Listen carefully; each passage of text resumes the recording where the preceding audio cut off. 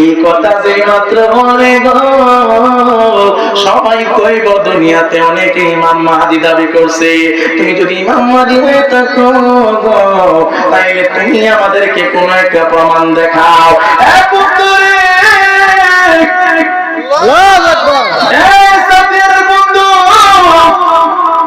বলবে প্রমাণ দেখাও।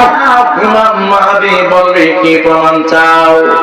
তুমি যে প্রমাণ দেখাও তুমি যে ইমাম মাহদি। এবার দুনিয়ার সময়টা দিয়ে বলবে গো তাইলে আমরা অনেক কষ্ট করতেছি আজুস মানুষের জন্য, কোনভাবে ঘর থেকে বের হইতে পারি না। তুমি আজুস মানুষকে যেভাবে ধ্বংস করে দাও। ইমাম মাহদি হাতের মধ্যে তলোয়ার লইয়া মুসলমানদেরকে সেনাবাহিনী বানাইয়া ইমাম মাহদি দাজ্জালের মতো ইয়াজুজ মানুষের মোকাবেলা করবে। হাত তুইলা জবান খুলে বলা লাগবে আল্লাহু আকবার। পৃথিবীর ইতিহাসে এত যুদ্ধ হয় না, ওই যুদ্ধের ভিতরে ইয়াজুজ মানুষের সৈন্য সংখ্যা বড় হবে, মুসলমানের সৈন্য সংখ্যা কইমা যাবে গো।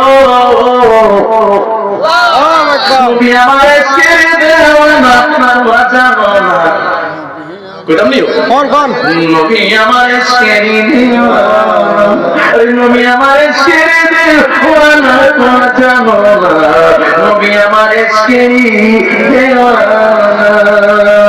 আওয়ালে নবীজি আখেরে নবীজি, নবী আমার সোনার মদিনা, নবী আমার সোনার মদিনা তোমরা জানো না, নবী আমার সোনার তোমরা জানো না, নবী আমার এসেরি দেওয়ানা, নবী আমার এসেরি দেওয়ানা তোমরা জানো না, নবী আমার এসেরি দেওয়ানা।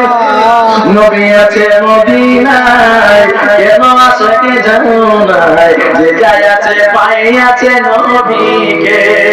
আছে কি কেমনে করে ঘুমের ঘরে তোমায় ডাকে, স্বপ্নে আইসা আমায় দেখা দাও না তোমার মদিনা, নবী আমার এসে আরে নবী আমার এসে জানো না, নবী আমার দেওয়ানা। বন্ধুরে এবার যখন ইয়াজুজ মানুষ আসবে আমার বনামি ওই ইমাম মাহদিও পারবে না। ইয়াজুজ মানুষের এত পাওয়ার কে দিছে? আল্লাহ। কে দিছে? আল্লাহ। এত পাওয়ার আল্লাহ দিছে। শয়তানকে কইছে তুই কি আমার আদম রে এত পাওয়ার দিছে, আদম রে ঘুম পাড়াতে পারবি? আর ওই দিক দিয়ে আমার আল্লাহ আদমকে কইছে তুমি কি বললা হাওলা মাত্র এই কথা কইবি আমার আল্লাহ কয় শয়তান তুই 10 দিনে যাও চর্চা করবে। আমার বান্দা যদি একবার তার বোনটা বইজা তার দুপুরটা বইজা করতে পারে আস্তাগফিরুল্লাহ আল্লাহ মাফ করো, আমি আমার বান্দা 10 দিনের গুনাহ মাফ কইরা দিন। জোরে জোরে বলো কি আল্লাহু আকবার। মোকাবেলা করবে কিন্তু মোকাবেলা কইরা ওই পারবে না, কিন্তু ইমাম মাহদি আল্লাহর কাছে দোয়া করবে আল্লাহ গো তোমার এই দুশমনের সাথে এই দুশমনের সাথে আমি পারতেছি না, আল্লাহ আমি কি করব? আল্লাহ দোয়া কবুল কইরা ইয়াজুজ মাজুজের গায়ের মধ্যে এমন দুইটা পোকা দিয়া দিবে গো। ওই পোকা দিয়া ইয়াজুজ মাজুজের কলিজার মধ্যে ধরবো, ওই পোকা দিয়া মাথার মধ্যে ধরতে ধরতে কলিজাটা খেয়ে লাইব। ওই পোকা ইয়াজুজ মাজুজকে ধ্বংস করে দিব। মুসলমানের যুদ্ধ শেষ নয়, সাথে সাথে দুনিয়াতে আগমন করবে কি না, সাথে সাথে দুনিয়াতে আগমন করবে। কপালের মধ্যে লেখা থাকবে কাফারা, তার নাম হচ্ছে দাজ্জাল।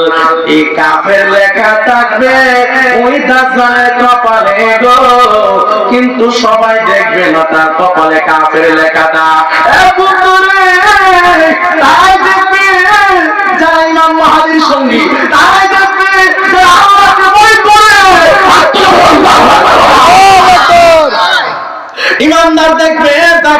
পারে কি লেখা? 100 কিছু 100 এত বিশাল দেহ। সে যদি বলে এই বৃষ্টি পড়ো, আসমান থেকে বৃষ্টি পড়ো, সুবহানাল্লাহ সুবহানাল্লাহ, এই বৃষ্টি বন্ধ হয়ে যাবে। আল্লাহ হেলাকা আল্লাহ, সব হেলা আল্লাহ।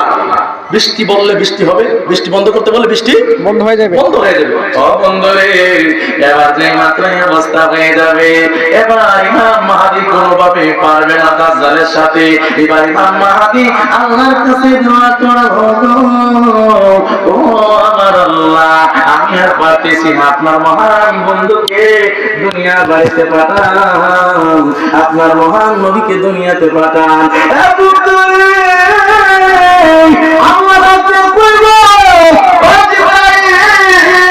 দুনিয়াতে তুমি আমার নবী যাওয়ার পর থেকে দুনিয়া যাও না, কিন্তু আজকে তোমার হুকুম দিলাম তুমি যাও, আমার ঈসা নবীরে আখির নবীর উম্মত বানায়া গো, গলার মালা বানায়া, ফুলের মালা বানায়া, ফেরেশতা কাঁধে কইয়া গো, আমার ঈসা রুহুল্লাহরে মদিনাতে পাঠাইয়া দাও। হাত তুইরা জোরে জোরে বলা লাগবে আল্লাহু আকবার।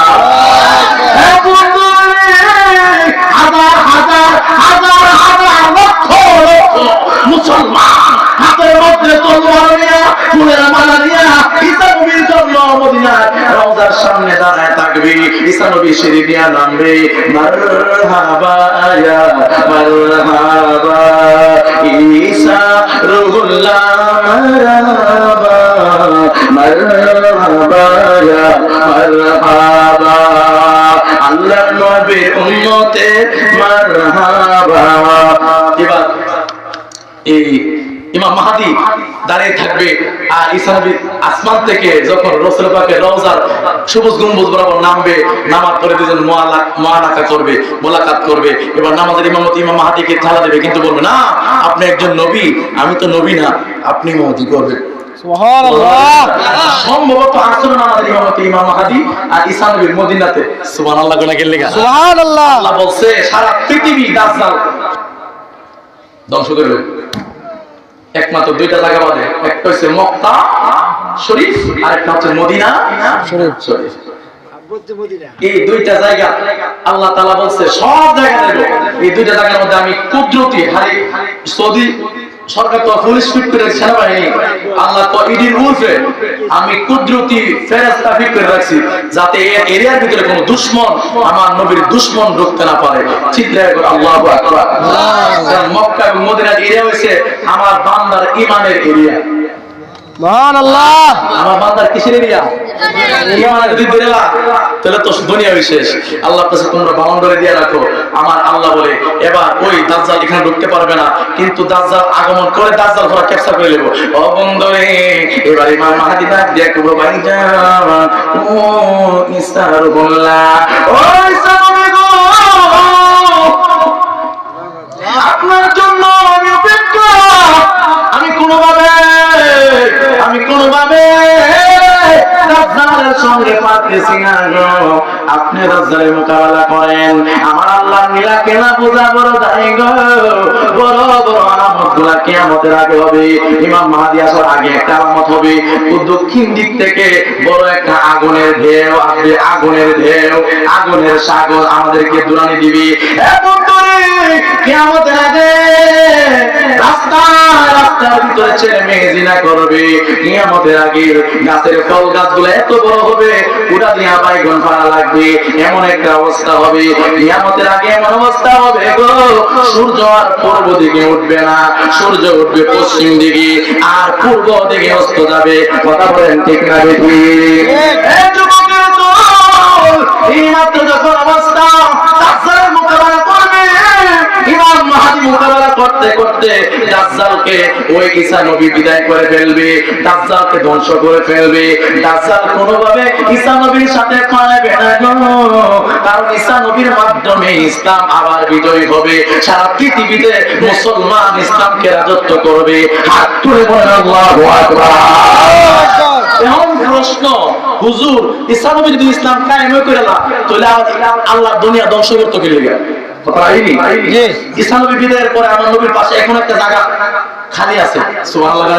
সুবহানাল্লাহ। এই জায়গাটার ভিতরে ঈসা নবী কি হবে? রওজা হবে, মাজার হবে। নবীর পাশে এখন একটা জায়গা খালি আছে। সুবহানাল্লাহ বলেন না? সুবহানাল্লাহ। ঈসা নবী বিদায়ের পরে 40 বছর পর্যন্ত ইসলাম থাকবে মোটামুটি, সম্ভবত ভুল যদি না করি আর কি।